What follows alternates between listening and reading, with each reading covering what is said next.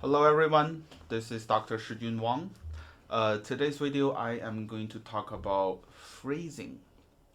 Phrasing in music really is one of the most basic elements, and there are really some easy parts to it. It's very easy to detect in most of the cases, because when you see slurs, it's the indication of phrasing. Sometimes when you see the texture changes, some music goes from one section to another section, then it's the end of a big phrase.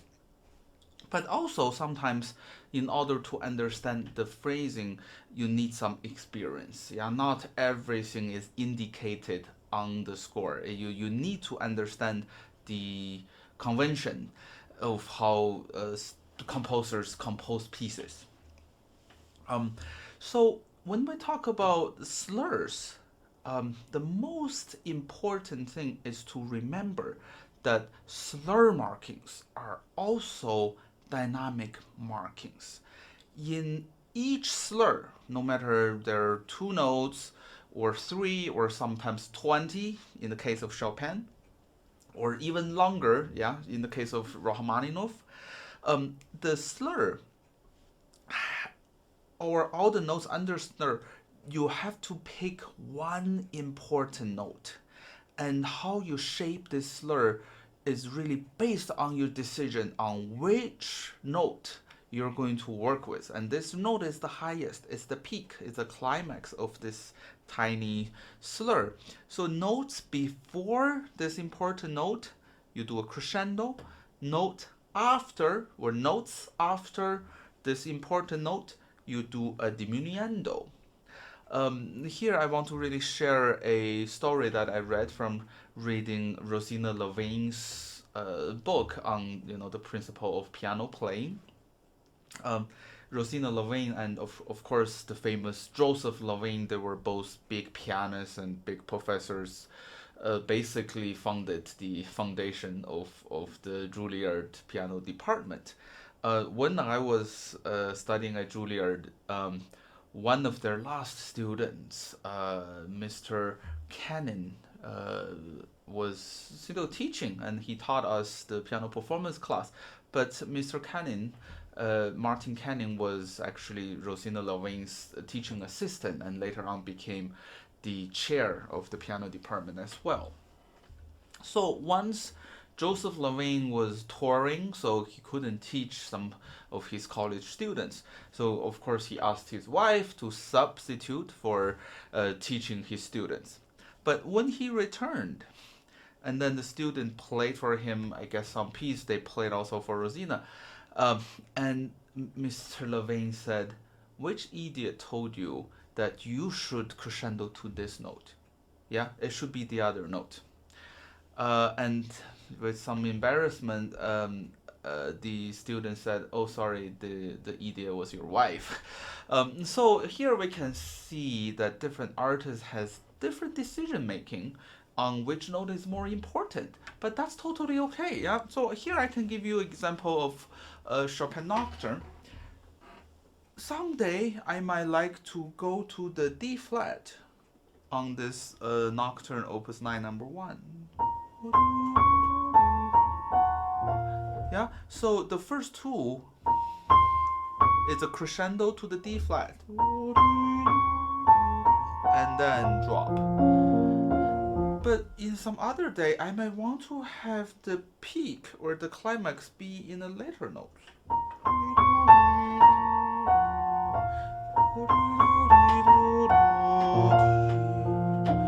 Yeah, it should be F, or it could be B flat, or even it could be A natural, right? Because different arguments, the D flat is the highest, but also the A has a leap. Yeah, and in singing, anything that is a leap more than a third is something worth noticing. So here, I give you 4 or 3 examples of how to just simply shape the beginning of the phrase. But sometimes phrasing can be hidden. In the case of Chopin Scherzo, for instance, we all know Scherzo derives from minuet. It's a faster version of minuet. And minuet or Scherzo, they're in three. Yeah? 1, 2, 3, 1, 2, 3, 1, 2, 3, 1, 2, 3, 1, 2, 3, 1, 2, 3, 1, 2, 3, 1, 2, 3, 1. However, because the unit is so fast, we don't really count. If you're a conductor, you don't count 1, 2, 3, 1, 2, 3 like that. The true phrasing of Scherzo should be in 4. Yeah. So instead of counting 1, 2, 3 in each measure, we count 1 for each measure, but 1, 2, 3, 4. 1, 2, 3, 4. 1, 2, 3, 4. 1, 2, 3, 4. 1, 2, 3, 4. 1, 2, 3, 4. 1, 2, 3. Yeah. So if you, like me, taught this piece many times, then you know the beginning for a lot of students is challenging. In terms of the counting, yeah, some notes are long, some rests are long. How long exactly you have to hold is difficult. But once you figure out 1, 2, 3, 4, you just kept this unit, then it becomes easy, very straightforward. Yeah, even later.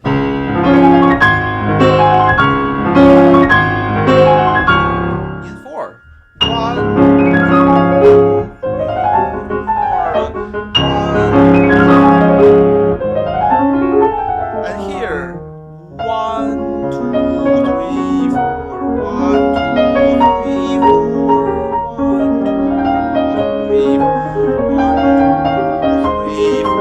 1, and of course, when it's singing, when it's lyrical, you don't need to count it. 1, 2, 3, 4. It could be 1, 2, 3, 4. 1, 2, 3. You have the room to do rubatos. Okay? But very important to understand the concept of the phrasing. Is Chopin the only one who uses that?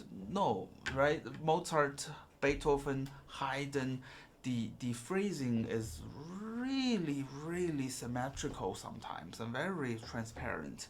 Even for Liszt, yeah, you think, oh, Liszt, so virtuosic, so many notes. But if you take a look at the deeper phrasing, many times it's in 4.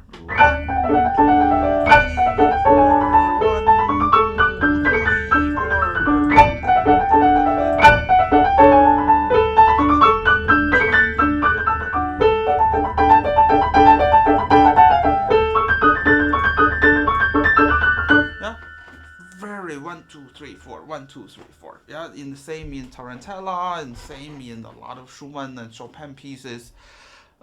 So by understanding that, it makes more sense and makes it more clear to look at their music. But when we talk about phrasing, we have to talk about Bach. Yeah, Bach is the most challenging and the most personal in terms of phrasing to every pianist, because simply he did not put a lot of information down the pages. Most of his pieces were not published in his lifetime.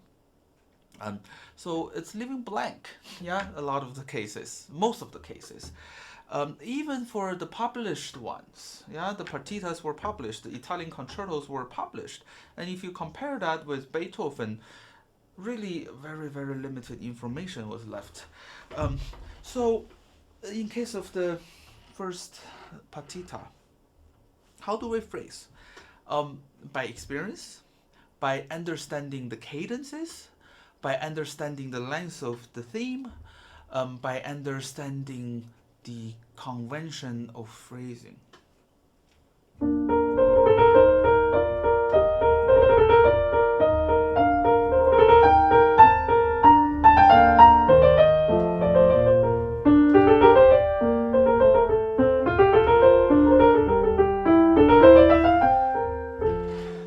Okay, so here we have very tiny phrases. We have, relatively speaking, bigger phrases. Here, the first 3, which is a parallel, is the first small unit. that's the following or the answer. Another 3 notes.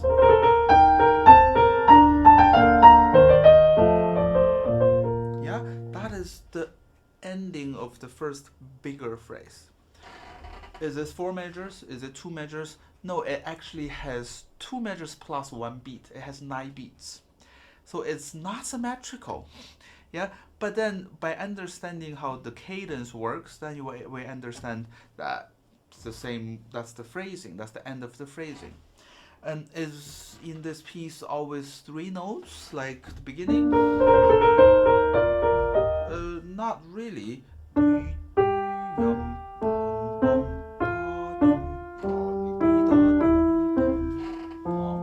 That's in 2. Yeah, that's the top voice. That's the lower voice, the bass answering. That's the alto. That's the bass.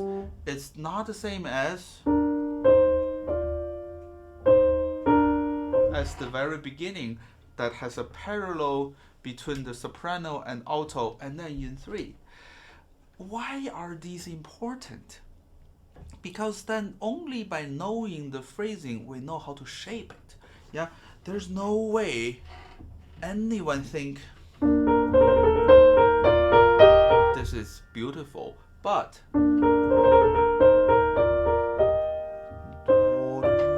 we have to somehow have a little bit of shaping on this.